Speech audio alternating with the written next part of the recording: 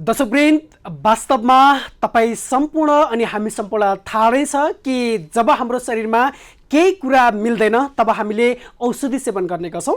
त्यो औषधिलाई इङ्ग्लिसमा मेडिसिन भनिन्छ र ड्रग भनेको पनि यही नै हो।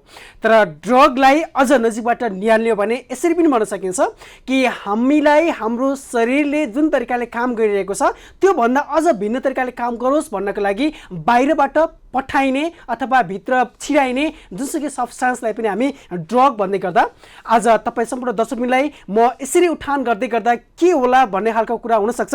तर म तपाईँलाई भन्नु, आज अन्तर्राष्ट्रिय लागु पदार्थ तथा अवैध तस्करी विरुद्धको दिवस भएको हुनाले गर्दा आजको यो दिनमा हामी ड्रगसँग केन्द्रित रहने प्रयास गर्छौँ। हाम्रो समक्ष सुरक्षा विज्ञ पनि जोडिनु हुनुहुन्छ, त्यो सँगसँगै एकजना व्यक्ति जो ड्रगलाई नजिकबाट निहाल्नुभयो, यसमा अभ्यस्त रहनुभयो, तत्पश्चातको उहाँको जीवनमा चमत्कारिकपूर्ण केही कदमहरू अगाडि बढे, त्यो सबै कुरालाई हामी जोड्ने प्रयासमा लागिरहेका छौँ। कृष्ण टेलिभिजनको एउटा विशेष प्रस्तुति कोरोनाको सन्तासमा देशको यो आज जुन 26 अर्थात् मैले अघि भने अन्तर्राष्ट्रिय लागु पदार्थ तथा अवैध तस्करी विरुद्धको दिवसको यो अवसरमा हार्दिक स्वागत। नमस्कार, म भेषराज पाण्डे, किशोर चौधरी सरिखा र दर्शकबिन तपाईँलाई भन्नै पर्छ कि ड्रगको कुरा गर्नुपर्दा, लागु औषधको कुरा गर्नुपर्दा प्रत्येक वर्ष 1,90,000 भन्दा बढी मानिसको मृत्यु हुने गर्छ यही लागु औषधले गर्दा, र यसको प्रयोग दिन प्रतिदिन बढिरहेको छ। विशेष गरी नयाँ पुस्ताहरू यसमा अभ्यस्त हुँदै गर्दा यसका प्रभावहरू, यसका असरहरू धेरै ठाउँमा परिरहेको हुन्छ।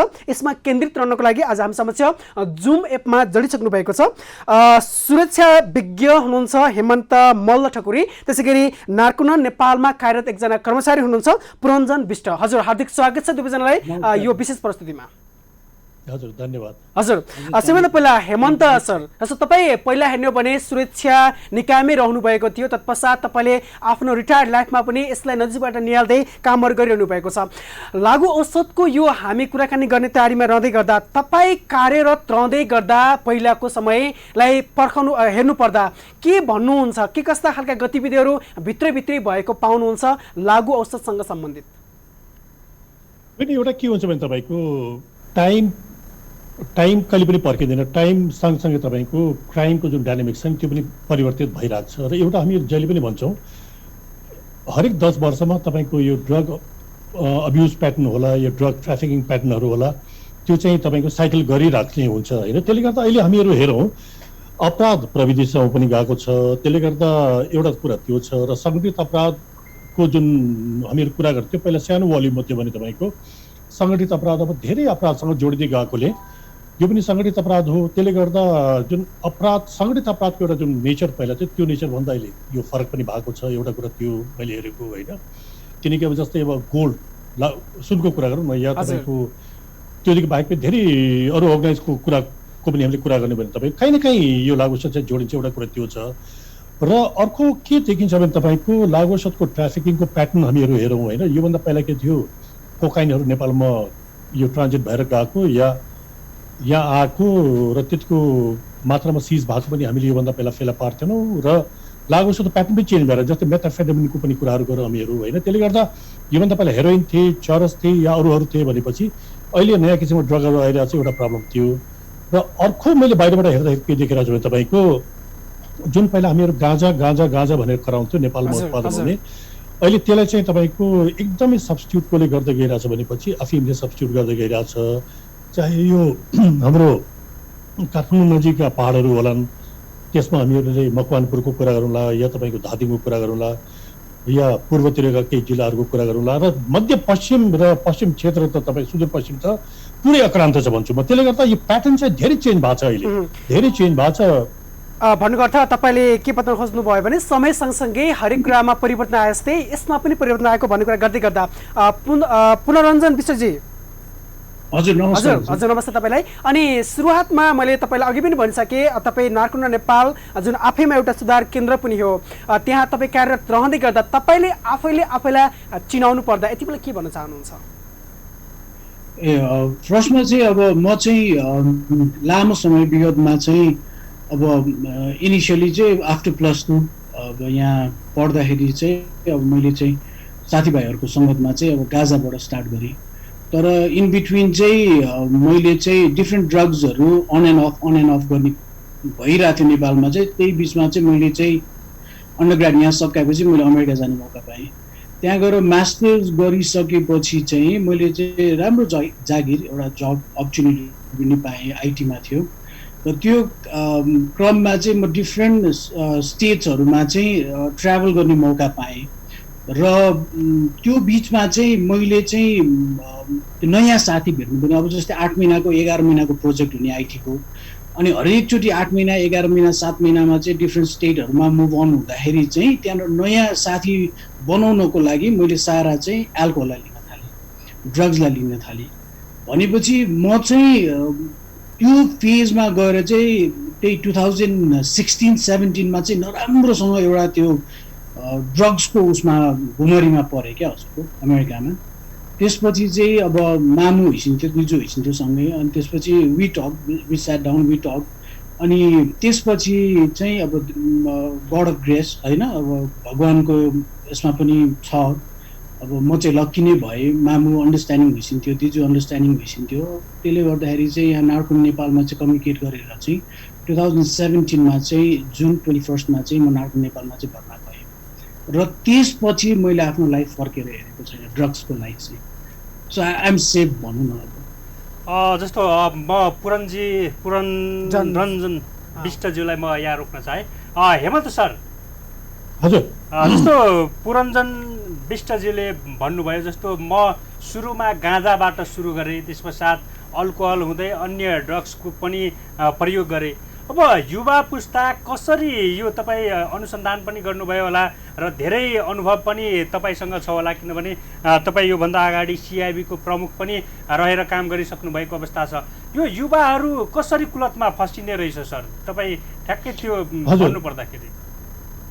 होइन, एउटा पहिला तपाईँ नार्कोटिक्समा पनि मेरो धेरै लामो करियर छ, करिब 12-13 वर्ष त नार्कोटिक्समा बसेँ म होइन। त्यो सिलसिलामा हामीले हेर्दाखेरि कसरी देख्छौँ भनेपछि एउटा त के हुन्छ भनेपछि जस्तै कुनै खाने समूह या खाने कुनै मान्छेहरू छन् भनेपछि उनीहरूले त्यो आर्थिक रूपमा त्यसलाई सपोर्ट गर्न सक्दैनन् होइन। त्यसले गर्दा के हुन्छ भनेपछि नयाँ साथीहरू सर्कलमा लिएर आएर केही समयसम्म उसको खर्चबाट पनि अगाडि जाने एउटा त्यो पनि प्याटर्न देख्छौँ हामीहरूले होइन।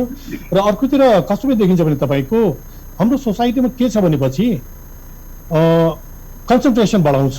यो गाँजा होला या तपाईँको चरस खाँदाखेरि या नार्कोटिक्स अरूहरू युज गर्दाखेरि जुन इक्जामहरूमा पढ्ने या तपाईँको त्यो फोकस गराउँछ, कन्सन्ट्रेसन गराउँछ, एउटा त्यो भयो लगायतका धेरै मिसकन्सेप्सन्सहरू यति धेरै छन् कि जसमा हाम्रो युवाहरू लाग्नुहुन्छ। जस्तै अघि त्यो भाइले भन्नुभयो नि, पुरञ्जन भाइले, जुन गाँजाबाट सुरु गरे, किनकि अघि यो लागु छ त गेटवे नै गाँजा भन्छौँ कि हामीहरू। गाँजा फेरि नेपाल त के हो भनेपछि गाँजाको फालाफाल या उत्पादन हुने ठाउँ नै हो। र यो छिर्ने भनेको तपाईँको जुन मैले भयो नि, एउटा पैसा जोडिन्छ सुरुमा, मसँग भएन मैले के गर्छु, अर्को साथी तान्छु, उसको पैसा मैले रमाइलो गर्छु, अलि दिन पछि फेरि अर्को खोज्छौँ, अर्को उसमा रमाइलो गर्ने, एउटा त्यो छ। र एउटा मिसकन्सेप्सन मैले भने नि हाम्रो समाजमा के छ भने युवाहरूमा एकदम ठुलो मिसकन्सेप्सन छ कि इक्जामको बेलामा इक्जाम कन्सन्ट्रेसन गर्न सक्ने लगायतका।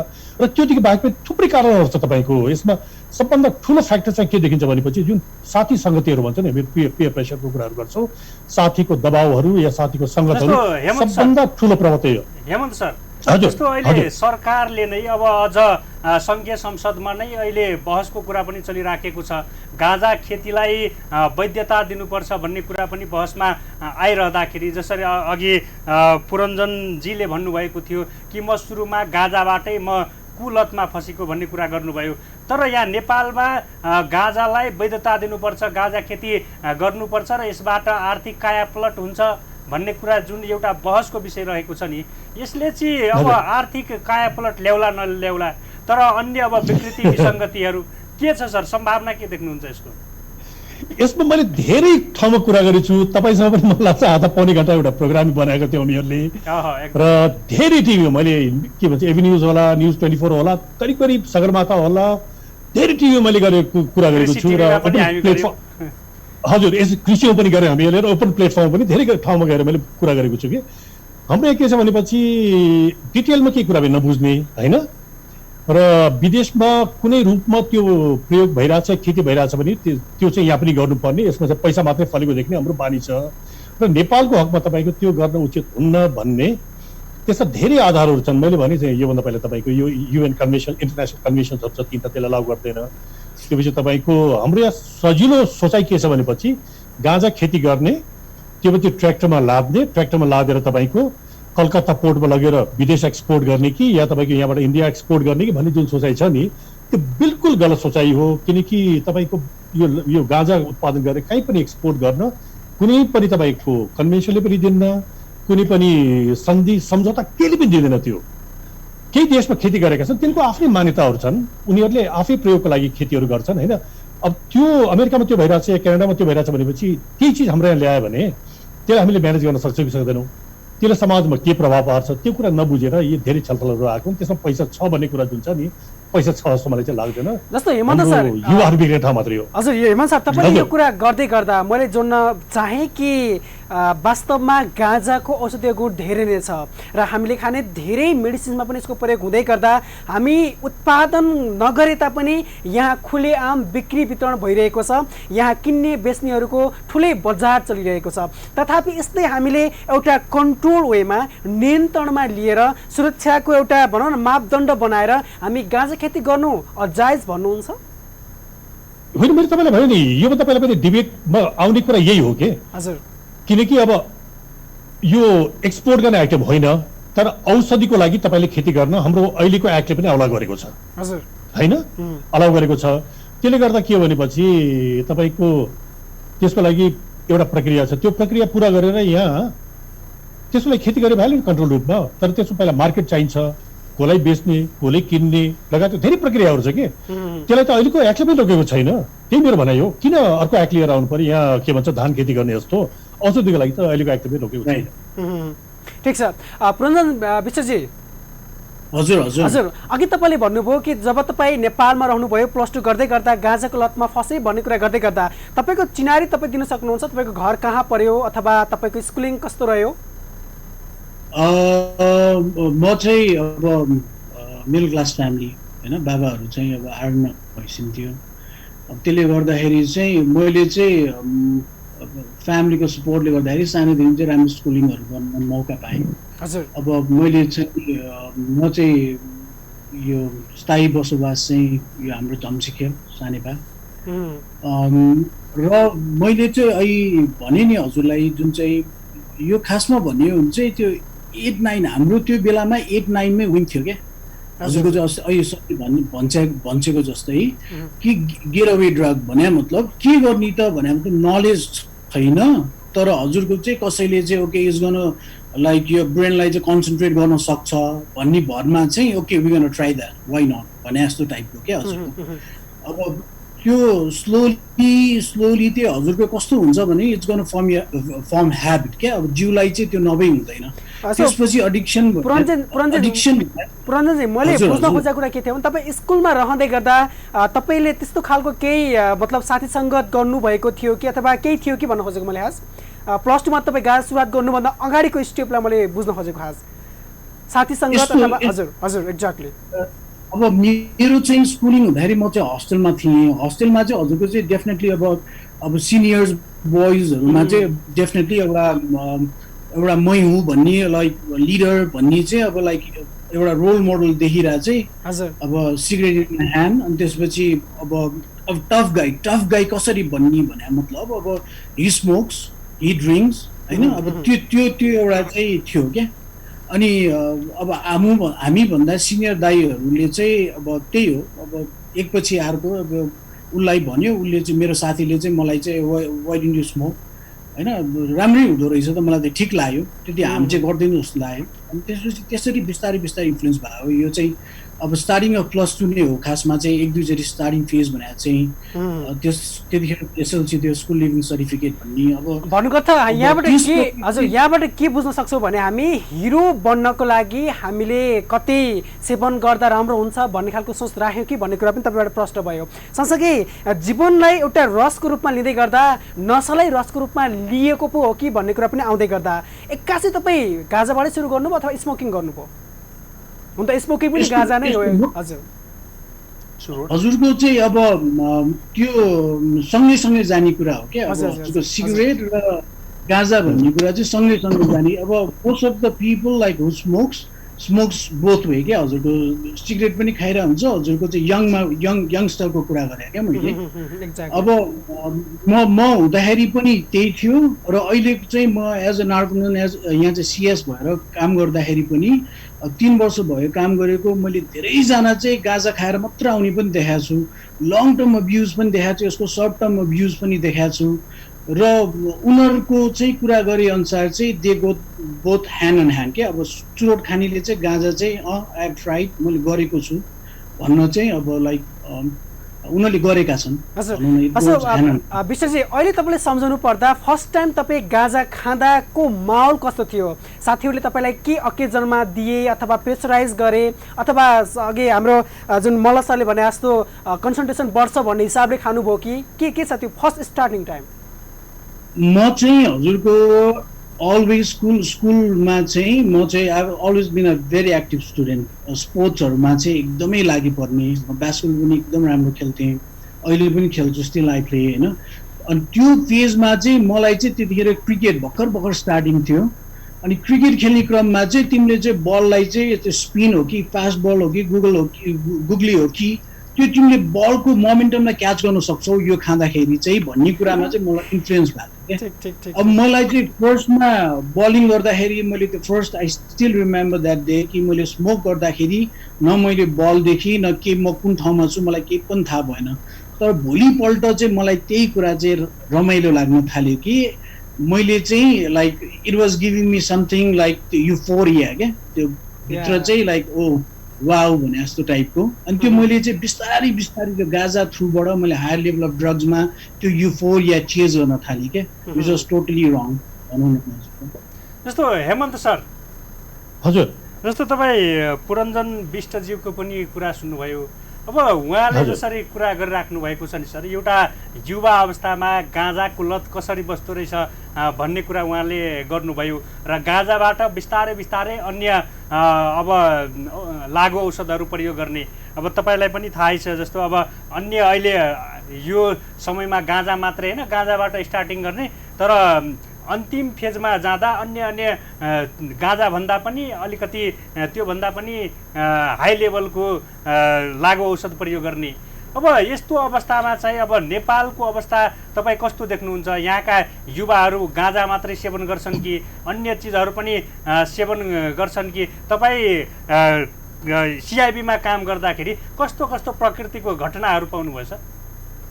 हामीहरूले सिआइबीमा त नार्कोटिक्सको त्यति हुँदैन मैले नार्कोटिक्समा बस्दाखेरि तपाईँको नार्कोटिक्सको त करिब 3.5 वर्ष त म इन्चार्ज पनि भएँ होइन यो कस्तो मैले तपाईँलाई अघि भने नि यो एभ्री 10 इयर्स साइकल गर्छ कि यो जुन ड्रग अब्युज या तपाईँको ट्राफिकिङ प्याटर्नहरू होइन हामीले हेर्नु भने अब नेपालको हकमा के छ भनेपछि गाँजा त भेरी कमन भइहाल्यो अहिले किन्दाखेरि सस्तो पनि पाइहाल्छ र गाउँघरतिर गयो भने तपाईँको सिटीमा पनि पाइहाल्छ त्यो होइन र अर्कोतिर के छ भनेपछि नेपालमा हामीले हेर्नु भने तपाईँको हामीहरूसँग त्यति पैसा खर्च गर्ने अवस्था नभएकोले र इन्डिया फेरि ओपन बोर्ड पनि भएकोले र यहाँ किन पनि सजिलो भएकोले जति पनि हामीहरू अब्युज बढी हेर्छौँ हामीहरूले तपाईँको मेडिकल ड्रग्सहरू एकदम बढी छ त्यसमा भिट्रोनर्फिन होला या तपाईँको यो स्लिपिङ पिल्सहरू छ डाइजेपाम नाइट्रोजेपाम लगायतका या कोडिन लगायतका कुराहरू एकदम बढी अब्युजमा छ र त्योदेखि साइडमा प्यारलली अरू पनि चलाएको हुन्छ जस्तै कहिले कहिले तपाईँको ओपियम आउँछ होइन के भन्छ त्यो मैले भने हेरोइन आउँछ र बिचमा तपाईँको मेथको कुराहरू पनि मेथाम्फेटामिनको कुराहरू गर्छौँ त्यसलाई आइस पनि भन्छ हामीहरूको यहाँ याबा पनि भन्छ होइन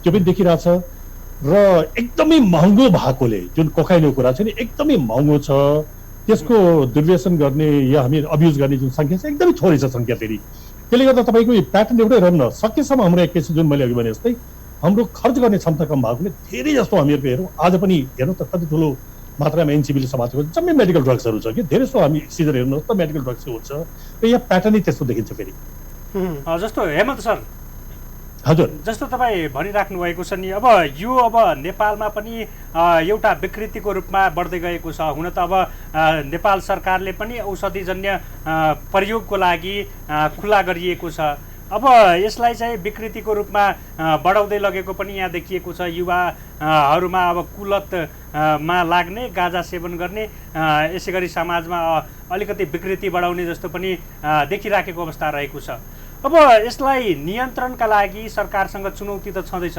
अब यसलाई चाहिँ कसरी हेर्नुहुन्छ जस्तो कि नेपालमा वैध तरिकाले गाँजा खेती गर्न दिनुपर्छ भन्ने एउटा माग पनि रहिआएको छ।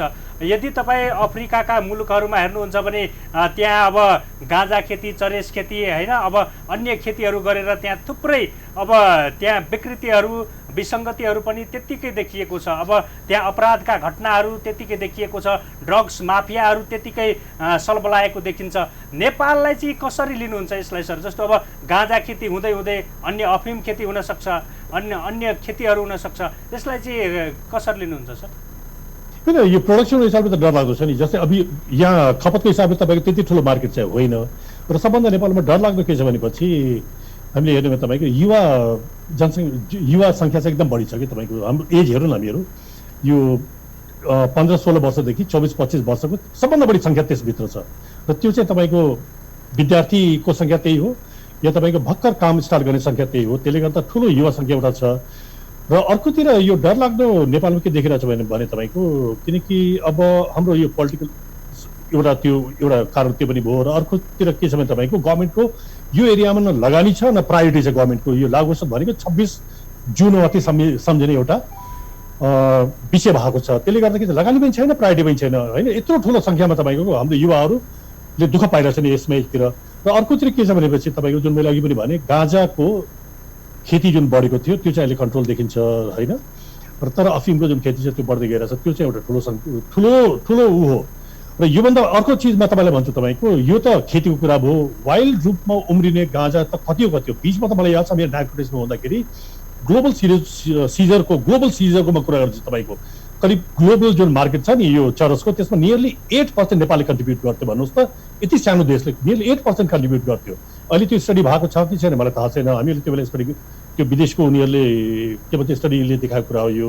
त्यसले गर्दा नेपाल यो चाहिँ एउटा सिरियस चिज हो। किनकि एकतिर के छ, युवा बिग्रिरहेको छ, अर्कोतिर के छ, किसान बिगारिरहेको छ हामीहरूले यो पैसाको लोभमा, अर्कोतिर के छ तपाईँको यसले अर्थव्यवस्था बिगार्छ यसले, अर्कोतिर के छ तपाईँको जुन यो अपराध छ नि त, जुन मैले अर्गनाइज क्राइमको कुराहरू गरेँ नि, यो सबै ठाउँ गएर हान्छ यसले। त्यसले गर्दा सरकारकोले प्रायोरिटीमा राख्नुपर्छ। र सरकारले प्रायोरिटीमा चाहिँ यसलाई राखेकै छैन, न यसमा लगानी छ न प्रायोरिटीमा छ। जस्तो हेमन्त सर, तपाईँले यो कुरा गर्दै गर्दा उत्पादन भइरहेका यी लागु औषधको प्रभाव पक्कै पनि नकारात्मक पर्छ भन्दै गर्दा नउत्पादित अथवा जुन नेपालमा उत्पादन गरिएको छ तर विदेशबाट ल्याएको छ त्यो कुरा गर्ने हो भने नेपालको एउटा मात्र अन्तर्राष्ट्रिय विमानस्थलको कुरा गर्ने हो भने त्यहाँनिर एउटा सामान्य व्यक्तिले ल्याएको चक्लेटको पनि खोजनीति हुन्छ, त्यहाँनिर उसले ल्याएका हरेक चिजको खोजनीति हुन्छ। तर हजारौँ किलोमा लागु औषध सजिलै भित्राइन्छ। यसलाई तपाईँले कसरी हेर्नुहुन्छ? फेरि इलिगल चिज तपाईँको हामीले अचम्मै मान्नुहुन्न कि यो कहिले यो के हुन्छ भनेपछि लिएर आएर अर्को ठाउँ पुर्याउने मान्छेले सकेसम्म त्यस्ता कुराहरू अरूले पत्ता नपाओस् र जुन साधनहरू छन् त्यसमा पनि नदेखियोस् भनेर विभिन्न प्रविधिहरू उनीहरूले प्रयोग गरेका हुन्छन्। र इन्फर्मेसन आयो, इन्फर्मेसनमा समातिन्छ र कहिले कहिले तपाईँको ऱ्यान्डम चेकहरूमा समातिन्छ र एयरपोर्टमा सबै मिलेर नै गरेका छन् भने त्यो चाहिँ भन्नु हुन्न जस्तो लाग्छ। कहिले कहिले यता कता के हुन्छ भनेपछि च्यानल त पक्कै होला नि होइन, एक्लै त गर्न सकिँदैन होला, हुँदैन होइन। कहिले यदा कदा मैले भने यदा कदा के हुन्छ, पुलिसको इन्भल्भमेन्ट देखेला या कुनै अरू कर्मचारीको इन्भल्भमेन्ट देखेला यदा कदा हुन्छ, सबैमा हुँदैन। तपाईँको धेरै जस्तोमा के हुन्छ, उनीहरूले छल्न खोज्छ र विभिन्न तरिकाहरू अप्नाउँछ, छल्छ पनि, समातिन्छ, समातिन्न। र अर्को चिज तपाईँले के बुझ्नुपर्ने हुन्छ भनेपछि जुन उत्पादित लागु औषध हुन्छ नि समातिने भनेको एकदमै थोरै हो, एकदमै थोरै हो। तपाईँको मलाई लाग्छ 14-15% मात्रै समातिन्छ होला र अरू चाहिँ करिब सबै इन्टरनेसनल मार्केटमा जान्छ कि। त्यसले गर्दा सिजर हुने संख्या एकदम थोरै छ। यहाँ मात्रै होइन, अमेरिका पनि छिर्छ, तपाईँको युरोपमा पनि छिर्छ, हरेक ठाउँमा छिरिरहेको छ। त्यसले गर्दा जे जति यहाँ भएको छ थोरै लगानीमा थोरै सङ्ख्यामा धेरै भएको छ होइन, धेरै भएको छ भन्छु म त। पुरञ्जनजी हजुर, जस्तो अघि तपाईँले जुन तरिकाले भन्नुभएको थियो स्टामिना अझ बढ्ने हो कि भन्ने खालको त्यो एउटा रस अझ बढी आउँछ कि भन्ने सेन्समा एउटा आदत नै बनेको थियो लागु औषध सेवन गर्ने। तत्पश्चात तपाईँ नेपाल नभएर अमेरिका जानुभयो पढ्नको लागि? हजुर, पढ्न अमेरिका गए पश्चातको समयमा तपाईँले भन्नुभयो आइटीमा काम गर्ने अवसर पाएँ, विभिन्न ठाउँमा पुग्दै गर्दा साथीहरू बनाउँदै गर्दा अझ त्यस्तो खालको लागु औषधको सेवन हुँदै गयो भन्ने कुरा गर्दै गर्दा त्यो कसरी भयो त्यहाँ पुगिसके पछाडि? जुन साथीहरू यहाँ थिए ती साथीहरूसँगै गएका थिएनन् होला पक्कै पनि? अब मेरो चाहिँ कस्तो भन्दाखेरि चाहिँ हजुरको चाहिँ स्कुलिङ चाहिँ राम्रोसँग गयो है, हजुरको राम्रो ग्रेडमा चाहिँ पास गरेँ। त्यस्तै गरी चाहिँ अन्डर ग्रेड पनि राम्रोसँग गरेँ। र मैले स्कलरसिपमा चाहिँ लिङ्कन युनिभर्सिटी क्यालिफोर्नियामा चाहिँ मैले चाहिँ स्कलरसिपमा चाहिँ पार्सल स्कलरसिपमा चाहिँ पढ्ने मौका पनि पाएँ र त्यो क्रममा चाहिँ मैले चाहिँ लिङ्कनबाट चाहिँ के अरे मास्टर्स पनि सकाएँ र मास्टर्स सकाइसकेपछि चाहिँ अब हजुरको चाहिँ एउटा क्लोज इन्भाइरोमेन्टमा जस्तै मेरो दिजुहरू फ्यामिलीहरूसँग त्यहाँ बस्दाखेरि चाहिँ मैले चाहिँ अब डे टु डे मान्छेहरूसँग जसलाई मैले देखिरहेको हुन्छु भेटिरहेको हुन्छु उनीहरूसँग मलाई कन्फ्रन्ट गर्न गाह्रो हुँदैन थियो तर नयाँ मान्छेलाई मैले भेट्नु परेको खण्डमा नयाँ मान्छेसँग सोसलाइज गर्नु खण्डमा चाहिँ मलाई चाहिँ केही न केही सब्सटेन्स चाहिन्थ्यो क्या हजुरको त्यसलाई भन्छ चाहिँ कन्फ्रन्टेसन जुन कन्फ्रन्ट गर्नको लागि चाहिँ वस्तु परिस्थिति र व्यक्ति तीनटा कुरालाई चाहिँ सामना गर्नको लागि चाहिँ कुनै पनि एडिक्सन फेजमा गुज्रेको मान्छेहरूले चाहिँ एउटा न एउटा सब्सटेन्सको सहायता लिन्छ र त्यो फेजमा चाहिँ म चाहिँ अब भनौँ न ग्रेजुएसन पछि चाहिँ म अब प्रोजेक्ट वाइज चाहिँ डिफ्रेन्ट स्टेटमा जाँदाखेरि फेरि नयाँ साथी बनाउने नयाँ सर्कल बनाउनु पर्यो त्यस्तै गरी चाहिँ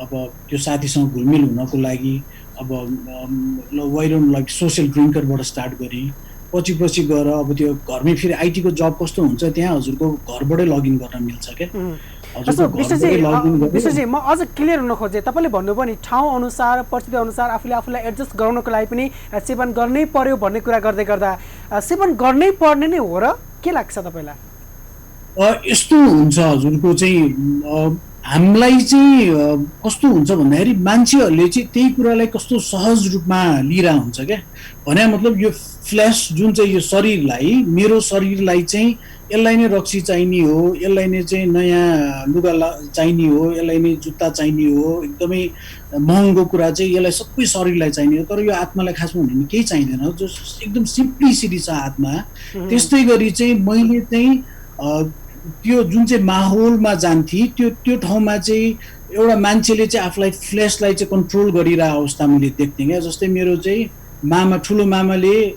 अब विकेन्ड्समा खाइसिन्छ तर के गर्छिन्छ भन्दाखेरि सन्डे चाहिँ ब्याक टु वर्क बच्चाहरू फेरि पढाइदिने फेरि त्यो ब्याक टु प्रडक्सनमा लाग्छिन्छ क्या तर एडिक्सनमा लागेको मान्छेहरू कतिजना चाहिँ त्यस्तो गर्न सक्दैनन् उनीहरू एकचोटि स्टार्ट गरिसकेपछि एकदमै लङ क्रोनिकसँग चाहिँ उनीहरू चाहिँ त्यसमा चाहिँ के हुन्छ त्यो तीभित्र छिर्छन् क्या एकदमै बाहिर निक्लिनै सक्दैन झन् टिप जान्छ र मैले चाहिँ अरूहरूलाई चाहिँ देख्दाखेरि सोसलाइजेसन गर्ने क्रममा चाहिँ अब उनीहरूले चाहिँ त्यही ड्रग्सको के अरे एउटा ड्रग्स लिएर या सोसल ड्रिङ्कर बनेर चाहिँ चेयर्स गरेर हाउ गरेर डान्स गरेर अनि लङ ड्राइभमा गएर अब त्यो देख्दाखेरि चाहिँ if they can do why not me भने जस्तो टाइपको एउटा अब पछि चाहिँ मैले चाहिँ के बुझेँ भन्दाखेरि कसै मेरो जस्तो शरीरलाई अहिले आएर चाहिँ म के भन्छु भन्दाखेरि मेरो भगवान्ले चाहिँ मेरो शरीरलाई नो एल्कोहल भनेरै बनाएको रहेछ अरूले सक्छ भने मैले यसमा नेसेसरी कि मैले सक्छु नै म सक्दिनँ एउटा कुरा अझ भित्र जान खोजिरहेको छु तपाईँले अघि पनि भन्नुभएको थियो कि साथीहरूको माझमा आफूसँग अझ बढी शक्ति छ भने देखाउनको लागि अथवा हाम्रो अघि हेमन्त सरले भने जस्तो युवा पुस्ताले कन्सन्ट्रेसन होस् भन्नको लागि सेवन गरेको भन्ने कुरा गर्दै गर्दा तपाईँ आफै यो कुरामा अभ्यस्त रहनुभयो के यी कुराहरू सकारात्मक रहे तपाईँको जीवनलाई फर्केर हेर्दा म हजुरलाई एउटा कुरा भन्छु यसमा चाहिँ होइन मैले चाहिँ अमेरिकामा चाहिँ मेरो चाहिँ धेरैजना मेडिकल स्टुडेन्ट साथीहरू पनि थियो विदेशीहरू है अब उनीहरूले चाहिँ यो क्र्याक क्रिस्टल म्याथ भन्छ उनीहरूले चाहिँ यसलाई चाहिँ नाइट ड्युटीहरू सेक्युरिटी गार्ड्सहरू डिफ्रेन्ट के अरे त्यो अफिसर्सहरू चाहिँ राति जो चाहिँ नाइट ड्युटी काम गर्नेहरू हुन्छन् उनीहरूले चाहिँ धेरैजनाले चाहिँ यो क्रिस्टल म्याथ त्यो लिएको देखेँ किन भन्दाखेरि त्यसले हजुरको चाहिँ अलर्ट बनाइदिने क्या टाढा पनि त्यो चराहरू कराएको नजिक कानमा सुनिने यो इस्ट वेस्ट नर्थ साउथ कताबाट आएको सबै सुनिने तर रियालिटीमा भन्दाखेरि त्यो हजुरको सेन्सर्सलाई त्यसले चनाको बनाएको होइन क्या हजुरलाई चाहिँ मोर एन्ड मोर चाहिँ त्यो युफोरिया भन्छौँ क्या यो ड्रग एडिक्सनमा लागेको मान्छेहरूले चाहिँ यो युफोरिया उनीहरूले चाहिँ त्यो आनन्दलाई मात्र महसुस गरे रियल लाइफमा भनेको भन्दाखेरि चाहिँ त्यो ड्रग्सले न उसलाई कन्सन्ट्रेट गराउँछ न त्यो ड्रग्सले चाहिँ उसलाई चाहिँ त्यो स्ट्यामिना गेन हो क्षणिक गर्ला तर त्यो लङ टर्ममा चाहिँ उसमा भएको त्यो के अरे फिजिकल फिटनेस भएको उसको चाहिँ मेन्टल गेन्सहरू पनि त्यो सबै के गरिदिन्छ त्यो ब्लक गरिदिन्छ त्यो जस्तै त्यो के अरे एउटा सूर्यलाई हजुरको त्यो बादलले छोप्दा जस्तै त्यो मेन्टल रेकर्ड उसमा यहाँनिर मेन्टली जे पढेको कुराहरू जे रेकर्ड भइरहेको हुन्छ त्यो कुरालाई चाहिँ उसले चाहिँ चाहिएको बेलामा रिट्रिभ गर्नै सक्दैन ब्रेनबाट भने मतलब यसको लङ टर्म अब्युज चाहिँ इट्स भेरी डेन्जरस भनेको त सर्ट टर्मलाई हेर्ने हो भने जस्तो तपाईँले अघि पनि भन्नुभयो कि अलिकति आफूलाई नजिकबाट कोही आएको जस्तो हुने अथवा आफूलाई मनपर्ने चिज टाढै भए तापनि नजिक भएको जस्तो हुने। अझ सिम्प्लिफाइड फर्ममा भन्ने हो भने आफू जे जस्तो चाहे त्यस्तै हुने खालको सर्ट टर्मको त्यो आभास चाहिँ हुन्छ पक्कै पनि, होइन? त्यसलाई हजुरको चाहिँ सर्ट टर्मको आभास भने मतलब हजुर कुनै पनि कुरा लट्ठ्याउने कुरा नै लागु औषध हो। लट्ठ्याउने कुरा क्या हजुरको नर्मल मान्छेलाई अब नर्मल बनाइदिने। अब मैले चाहिँ हजुरको चाहिँ अब भनौँ न थोरै खानासाथ उत्तेजना होइन स्टिमुलेन्ट, अब मैले एक पेक रक्सी खाएँ भने म चुपो लाएर बसिरहेको मान्छे अब बिहाको पार्टीमा गएँ 90 ml खानासाथ म के गर्छु अब नाच्दिन थाल्छु। त्योभन्दा अलिकति हेभी खानासाथ म सुत्दिन्छु, अझै हेभी भयो भने म मर्न पनि सक्छु भने जस्तै त्यो हजुरको चाहिँ त्यसले चाहिँ त्यो जिउमा चाहिँ एकैचोटि अप्रोच गर्दाखेरि चाहिँ इट्स गर्न त्यो मेन्टल र फिजिकल चाहिँ इम्ब्यालेन्स गराइदिन्छ क्या। त्यसलाई हामीले हेलुसिनेसनको टर्म पनि युज गर्न सक्छौँ, युफोरिया पनि भन्न सक्छौँ। अब नदेखेको कुरा अब देख्ने, अब स्पेक्ट्रम देखिन्छ होइन। अब त्यो हजुरको अब कुनै हेलुसिनेसन ड्रग्सहरू LSDहरू भयो होइन, अब तिनीहरूले चाहिँ स्पेक्ट्रम देख्छ भने मतलब दुनियाँ नै रङ्गी चङ्गी देख्छ क्या। अब यो एउटा रुखलाई हेऱ्यो भने त्यो रुखै एकदम डिटेलमा त्यो पातको एकदम सेलसम्म पनि देखिने भने मतलब त्यो सबै के भन्दाखेरि हामीलाई मेन्टल हेलुसिनेसनमा पुऱ्याइदिन्छ क्या। ड्रग्सको कामै के हो भन्दा हुन्छ पुरञ्जनजी, हुन्छ हामी पुनः आउँछौँ। अहिले हेमन्त सरसँग हामी पुनः जोड्न चाहन्छौँ। हेमन्त सर, जस्तो नेपालमा जुन अब कुलतमा थुप्रै युवाहरू फस्ने गरेका छन्, अझ गाँजादेखि लिएर अन्य चिजहरूमा पनि अन्य लागु औषधहरू पनि प्रयोग गरेको भेटिन्छ। अब नेपालमा अझ डेन्ड्राइटको पनि प्रयोग गर्दै आएको छ, डेन्ड्राइट सुँघ्नेदेखि लिएर। अब यसलाई चाहिँ तपाईँ कसरी लिनुभएको छ? नेपाल सरकार कहाँ चुकेको जस्तो लाग्छ? किनभने दिन प्रतिदिन यसको सेवनकर्ताहरू बढ्दै गएको देखिन्छ। यसलाई चाहिँ नियन्त्रणको लागि, रोकथामको लागि सरकार कहाँ चुकेको जस्तो लाग्छ सर यसलाई? कुनै चिज चाहिँ तपाईँको इलिगल छ, कुनै चिज चाहिँ कन्ट्रोल छ। औषधिहरू त कन्ट्रोल हो नि त होइन, र कुनै चिज के छ तपाईँ कन्ट्रोल गर्न सक्नुहुन्न। जस्तै अर्ग्यानिक सल्भेन्ट्सहरू कुरा गऱ्यो भने जुन तपाईँले भन्नुभयो नि अघि, डेन्ड्राइट होला, पेट्रोल होला, त्यसपछि तपाईँको यो ग्लुहरू होला, त्यसपछि नेल पलिस लगायतका यति कुराहरू छन् कि तपाईँको त्यसलाई चाहिँ कन्ट्रोल पनि गर्न सक्दैन गभर्मेन्टले। अर्ग्यानिक सल्भेन्ट्सहरूलाई स्पेसल हामीले कुरा गर्ने भने त्यसले गर्दा के छ भनेपछि कति कुरामा म त आफू पनि सचेत हुनुपर्छ र परिवार पनि सचेत हुनुपर्छ होइन। अर्को कुरामा के भनेपछि जुन यो कन्ट्रोल छ नि, कन्ट्रोल उसमा चाहिँ गभर्मेन्ट सचेत हुनुपर्छ र त्योभन्दा जुन इलिगल छ त्यसमा चाहिँ गभर्मेन्ट र ल इन्फोर्समेन्ट। हुन्छ हेमन्त सर, हामी अन्तिममा छौँ, एकदम 30 सेकेन्ड टाइम छ। पुरञ्जनजी, हजुर अन्तिममा विश्वजी, अन्तिममा तपाईँ अब नार्कोडाउनमा आए पश्चात तपाईँको समय कति समय पश्चात यो लाइफमा आयो? मेरो 6 मन्थ्स सकेपछि नार्कोमेनको कोर्स मैले पुरा गरेँ। त्यो पुरा गरिसकेपछि चाहिँ मैले एज अ इन्स्ट्रक्टर यहाँ काम गर्ने मौका पाएँ। अहिले तपाईँ ड्रग फ्री हुनुहुन्छ? हजुर हजुर हजुर हजुर डेफिनेटली। भनेपछि अरू त्यस्तै एडिक्सनमा परेकालाई अन्तिममा तपाईँ के सुझाव दिन चाहनुहुन्छ? म त यति भन्छु कि लाइक कुनै पनि कुरा चाहिँ अहिले तपाईँहरूको हातमा फोन छ, तपाईँहरूले चाहिँ कुनै पनि कुरा कसैले चाहिँ खाउँ न भन्नेको भरमा चाहिँ यसले यस्तो गर्छ भन्ने चाहिँ विश्वास नगर्नु। अहिले सबैको हातमा टेक्नोलोजी छ, तपाईँले चाहिँ एकचोटि दबाउनुहोस्, प्रोज एन्ड कन्स हेरिदिनुहोस्। तर लङ टर्म अब्युज भनेको चाहिँ कुनै पनि एडिक्सन चाहिँ राम्रो होइन, सबैको चाहिँ हुन्छ हानि नै गर्छ के। हुन्छ, हामी समयमा रह्यौँ र हाम्रो जुन समयमा आइदिनु भयो तपाईँ हेमन्त मल्ल ठकुरी जुन सुरक्षा विज्ञ हुनुहुन्छ, त्यसै गरी पुरञ्जन विष्ट एकपटक तपाईँ एडिसनमा परे पश्चातको नयाँ लाइफमा आउनु भएको छ। तपाईँ दुवैजनालाई पुनः हार्दिक आभार व्यक्त गर्दै यति बेला बिदा गर्न चाहन्छौँ। धन्यवाद धन्यवाद। दर्शकवृन्द, पक्कै पनि हामी भनिरहेका छौँ कुलत भनेको कु आफैमा नराम्रो शब्द हो। कु भन्न बित्तिकै खराब, लत भनेको बानी। र हामीले कुलत भन्न बित्तिकै ड्रगलाई सम्झ्यौँ, हामीले कुलत भन्ने बित्तिकै एक्जाम्पलको रूपमा तपाईँले भनिरहेको छु एउटा ड्रिङ्क्सलाई सम्झ्यौँ अथवा हामीले स्मोकलाई सम्झ्यौँ भने मलाई लाग्छ त्यो एउटा कुलत त हो, तर अरू चिज पनि कुलत बन्न सक्छ। जस्तो एउटा एक्जाम्पल यौन हामी सबैलाई आवश्यक पर्ने चिज जुन हाम्रो जीवनलाई उत्पादन गर्ने, सिर्जना गर्ने काम यौनबाटै हुने गर्छ। तर कोही मानिसमा यौनको कुलत हुन्छ क्या, मतलब एकै दिनमा हजारौँसँग सम्पर्क राख्नुपर्ने, अथवा प्रत्येक पटक होइन फरक फरक मान्छेसँग सम्पर्क राख्नुपर्ने त्यो पनि एउटा कुलत बन्न सक्छ है। मैले तपाईँलाई भनेको अर्को इक्जाम्पल दिउँ, चिया हामी सबैले खाइरहेका छौँ, खान्छौँ पनि, तर चिया पनि कहिलेकाहीँ कुलत बनिदिन सक्छ क्या। जस्तो दिनमा एकपटक खाइन्छ, 2 पटक खाइन्छ, ठिक छ, तर कोही यस्तोसम्म देखिएको छ प्रत्येक घन्टा चिया हुनै पर्ने, होइन भने टाउको दुख्ने के हुने समस्या, यो पनि कुलत हो। मेरो व्यक्तिगत एनालाइसिस। र म यो पनि भन्छु, कुनै पनि ठाउँमा केही चिज चाहिने भन्दा बढी गरिन्छ भने त्यो कुलत हो। हुन त मैले भर्खरै भनेका कुराहरू यी सामान्य कुलत होलान्, तर केही त्यस्ता कुलत हुन्छन् जुन कुलतले गर्दा हाम्रो जीवन नै धरापमा पारेको हुन्छ, हाम्रो जीवन नै अन्यलमा पारेको हुन्छ, र आफूले बाँचेको जीवन के जीवन नै हो र भन्ने प्रश्न पनि आफूलाई सोध्न विवश भइन्छ। त्यस कारणले गर्दा हरेक चिज गर्न सकिन्छ, हरेक चिज नगर्नु भनेको होइन, तर कसरी गर्ने, कति गर्ने, कुन समयमा गर्ने अथवा के गर्दा ठिक हुन्छ भन्ने कुरा महसुस गर्नुपर्छ। र यो ज्ञानलाई हामी प्रयोग गर्न सक्ने हो भने सायद कुनै पनि खराब लतबाट हामी फस्न सक्दैनौँ। त्यहाँबाट फस्नुभन्दा अगाडि हामी सजग हुन्छौँ। सायद त्यही भएर भनिएको छ prevention is better than treatment. त्यो हिसाबले गर्दा यस्तो खालको लतमा नै नपर्नु बुद्धिमानी हुन्छ। कोरोनाको सन्तासमा देशको हामी यो बसाइमा रहँदै गर्दा अन्तिममा छौँ। किशोरजी केही जोड्दै हुनुहुन्छ?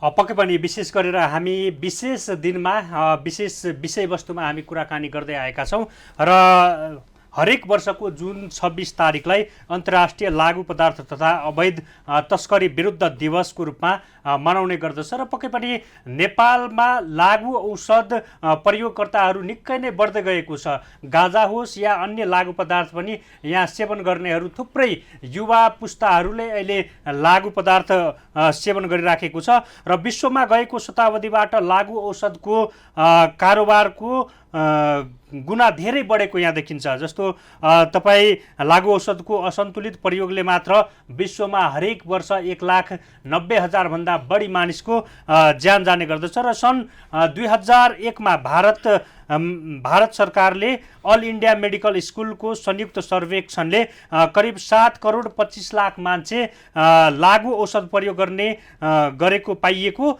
र अहिले यो सङ्ख्या बढेर दोब्बर भएको भन्ने अनुमान गरिएको छ। र पक्कै पनि यो भनेको लत हो र यो लत भनेको पक्कै पनि नराम्रो हो। यसरी पनि हामी यो लतबाट बच्नको लागि समयमै यहाँ हामी सजग र सतर्क हुनुपर्छ। सम्बन्धित निकायको ध्यान यतातिर पुग्नुपर्छ। जस्तो कि अहिले गाँजा खेतीको कुरा अवैधानिक रहेको छ, यद्यपि त्यसलाई वैधता दिनुपर्छ भन्ने सङ्घीय संसदमै उठिराखेको कुरा छ। यसलाई अब सम्बन्धित निकायले के साँच्चीकै देशको अर्थतन्त्रमा कायापलट हुने हो त? यदि सुरक्षा विज्ञको कुरा गर्नुहुन्छ भने त्यो गाँजा खेती गर्न त सकिन्छ, तर त्यसलाई चाहिँ निर्यात गर्न सकिँदैन भन्ने कुरा यहाँ देखाइएको छ। कुनै पनि सन्धि सम्झौतामा त्यस्तो छैन। एक देशले अर्को देशलाई गाँजा निर्यात गर्न सक्ने अवस्था छैन भनेर भनिरहँदा सम्बन्धित निकायको ध्यान यतातिर पनि जानुपर्छ, ताकि किसानहरूले गाँजा खेतीको आशा देखाउने तर गाँजा खेतीको कुनै कानुनै नभएपछि त्यो खेती गरेर पनि त्यसलाई निर्यात कहाँ गर्ने, त्यसको व्यापार कहाँ गर्ने लगायतको कुरा पनि झन्झटिलो हुन सक्छ। यसर्थ सम्बन्धित निकायको ध्यान यतातर्फ जानुपर्छ र लागु औषधको कुलतबाट सम्पूर्ण आम जनसमुदाय बस्नुपर्छ। र अन्तिममा म के भन्न चाहन्छु भने कि अहिले नेपालमा कोरोनाको सङ्क्रमण निकै नै बढिराखेको छ।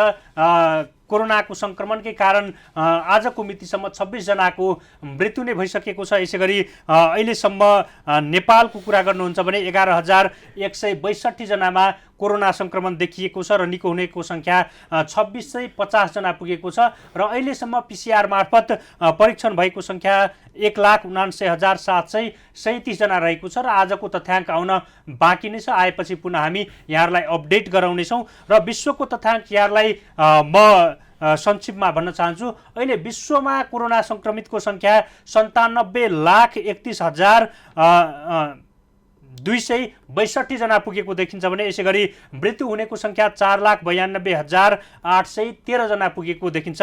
यसै गरी निको हुनेको सङ्ख्या अहिलेसम्म 52,51,625 जना रहेको छ र कोरोना सङ्क्रमण निकै नै तीव्र गतिमा फैलिएको छ र कोरोना सङ्क्रमणबाट पक्कै पनि आफू पनि बस्नुपर्छ, अरूलाई पनि बचाउनुपर्छ र यो अभियानमा हामी सम्पूर्ण आम नेपाली जुट्नुपर्छ।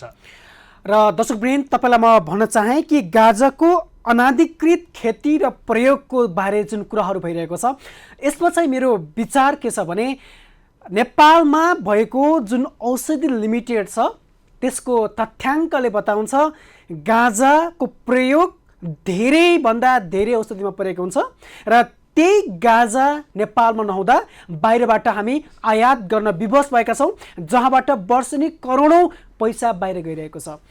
तर नेपालमा गाँजा खेती गर्न नदिने किन?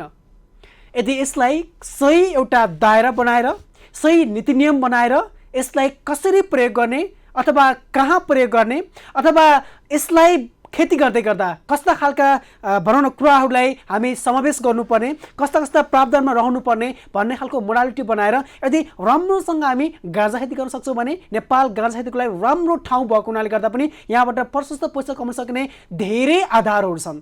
तर कतै फेरि खुला गर्दै गर्दा यसको दुर्व्यसनीको शिकार हुने युवाहरूको सङ्ख्या बढ्ने पो हो कि कतै त्यो उत्पादन गरेको गाँजा आफै खाएर कृषक कहिल्यै नउठ्ने गरी ढल्ने पो हुन् कि भन्ने तनाव पनि छ।